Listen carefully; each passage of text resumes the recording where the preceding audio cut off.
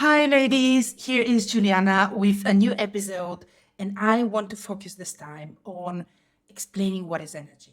There is one thing that really impacts a relationship and makes it or breaks it. This is, spoiler alert, not your looks. It is not what you say. It is not what you do. It is something way more subtle, and this is why we'll dedicate this episode in uncovering that. You will get a massive value out of this episode if you are a woman who is either single, looking to be in a relationship, being in a relationship, anything in between, situationships, no title, non-exclusive dating, etc. And you are a little confused because you can notice that your man is either not doing what you think he's supposed to do, or maybe he stopped doing what he was doing before, stopped pursuing you, pulled back a little bit. And you have tried different approaches to re-engage him, but it didn't really work so far. And if you have done all of that, I want you to stay with me and listen, because we're going to uncover the exact things that impact the relationship dynamics.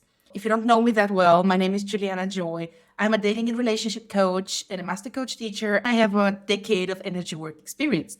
So everything I do it from a combination of a practical approach and a spiritual approach. And this is how we'll go together today.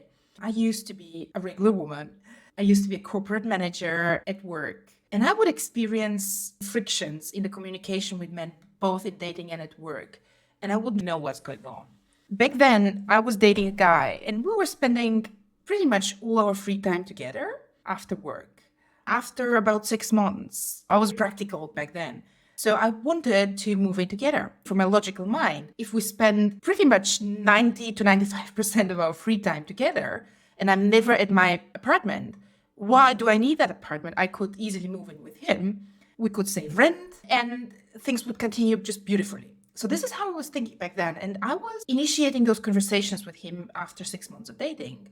I was surprised why he wouldn't see the logics in it. I couldn't understand why, for him, saving on rent and anyway spending time together was kind of not the idea that he felt excited about. And I was super excited. Somehow, after a few weeks of convincing him, he finally said, okay. So I canceled my lease and I started moving in my stuff and my furniture to his place. I was really surprised that this guy showed no excitement for that. He didn't really help me. He didn't have the initiative to help me move. I had to literally drag him so that I get some help with moving and with everything else. But I was so convinced this is absolutely the right thing to do, the right next step. So I was just going with the flow and doing it.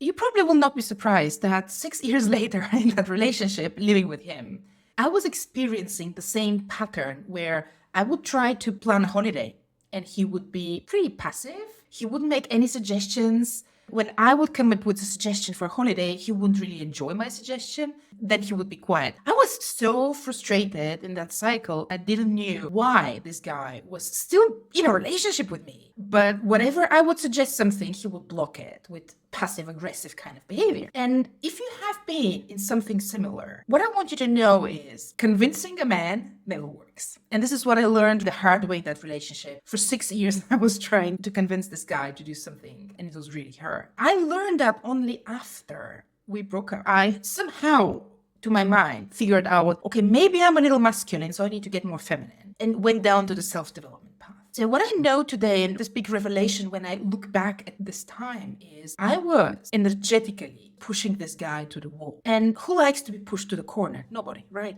So this is what was happening. He obviously liked me enough and wanted me enough to not break up with me, which was amazing. But he was definitely reacting to me pushing him. And the way I pushed was with words, with my presence, because I more or less moved in with him, with all my suggestions, and all of those things that I was doing where I was thinking that I am just being a good partner in a relationship. And this is what impacts the dynamics of a relationship. Now, if you go out there and Google the internet or look in YouTube, you will get so much advice like, those 10 texts will make him obsess over you. Or say this to him and he will fall in love with you. Back then, I was Googling all of that and I was trying to communicate with him on those special tricks.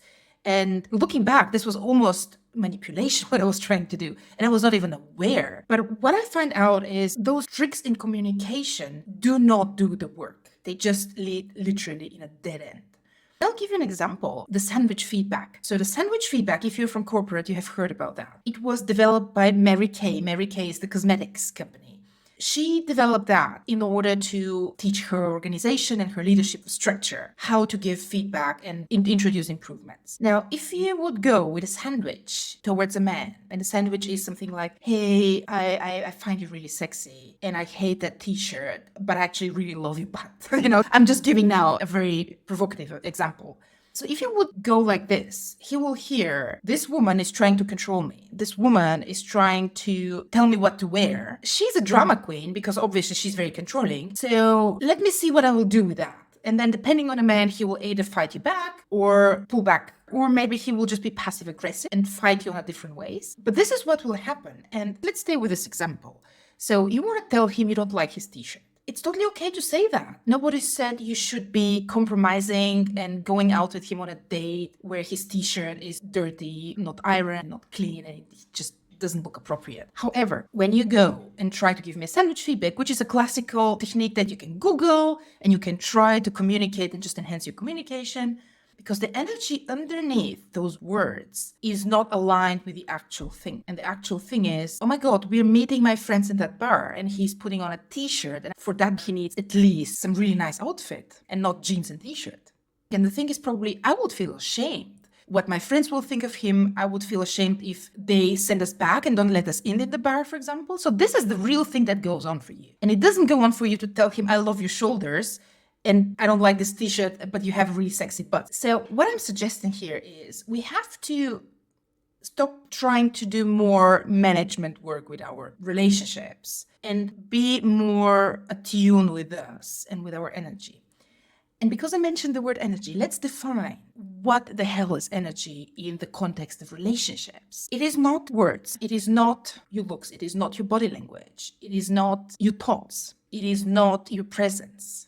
But is a combination of all of that. Because whatever your vibration is, it is impacting your thoughts. Your thoughts impact your body language. Your body is more tense or more soft or relaxed. It impacts your choices for outfits. It impacts literally the face muscles. And they send a tense vibe or a soft vibe. It impacts the choice of words, impacts the voice, the pace you say something. And the root cause of all of that appearance we have is our vibration and our energy.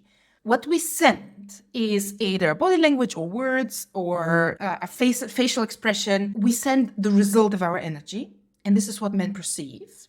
But what actually happens and what is the root cause and the driver of everything is our vibration. So if I go and tell him, I love your shoulders and I hate your t-shirt, depending on the energy underneath that, he can take it with humor. But if he senses this deep shame, this will impact him in a very different way than when you go and just make jokes with him and be like, hey, I love your shoulders and I hate this t-shirt. Do you see, even if when I'm speaking, do you see the difference of the energetic load? So this is what happens. And if you are a spiritual woman, you probably are very well aware of vibration, how vibration and energy flows through our body, how that impacts everything. But if you are like I used to be back then, you're doing a job, right? Which is not psychology, you're not a therapist. And if this is all new to you, I just want you to imagine that the vibration is something like a unique binary code. So in computers, when we do programming, we're having those codes and the coding. And depending on what we want to do, we code differently. We have different 0 and 1 combinations. And it's pretty much the same with energy. Depending on what's going on for us, this unique energetic footprint is being coded within us and then sent on so many other channels outside. When I was back in corporate, I was getting feedback sometimes from my manager who would say, Juliana, the way you introduced this topic, that meeting, was extremely tense. And I have the feeling you were very unsatisfied with your team. And I would go like, wow, is this how you perceived it? No. And I would go and be like, hey, the reason, probably the way I showed up was because I was tense because at the time we had to finish that meeting on time. And back then I couldn't understand what's going on for me, but really it was at the end of the day, my intense energy that was pushed out and perceived by people. And people tend to decode the way they want, the way they like, the way that goes through their own life lens. And it was really surprising to me that my boss, who was a male, was better attuned to those fine signals than I was back then. And now looking back, it all makes so much sense. But back then I couldn't understand. So if this is you and if you're listening to that and be like, how does that work? What I want to invite you to do is just let the information sit. Sometimes our brains need a little time to digest and to process an information. That's totally okay. And the other thing I want to invite you to do is reflect on whatever is happening for you in your everyday life. What is the reaction of the people in front of you? And especially because we're speaking now in the context of relationships, see your partner and notice whenever I say something, how do they react? Do they snap back? Do they get a little tense? Do they maybe never answer my text message? Why is that? And then start reflecting on what is my underlying energy under the words, under the actions, under the things I suggest, and explore that. If you want to dive into learning the energetic dynamics and master your ability to influence energetic dynamics in a relationship, I have a tiny little starter course. It's called the Bring Him Close Energetic Framework, where in just 90 minutes, I'm leading you through understanding your relationship persona, understanding the situation you're at in your relationship, understanding exactly how energy works, and then giving you the tools how to start being in control of the energy flow in a relationship. And this is something where you master those skills. You will be able to draw your man to you or any man you want, because the principles, they work for everyone in a relationship. So if that's interesting, I want you to check the link below. I'll see you inside, and I'll see you in the next episode. Bye bye.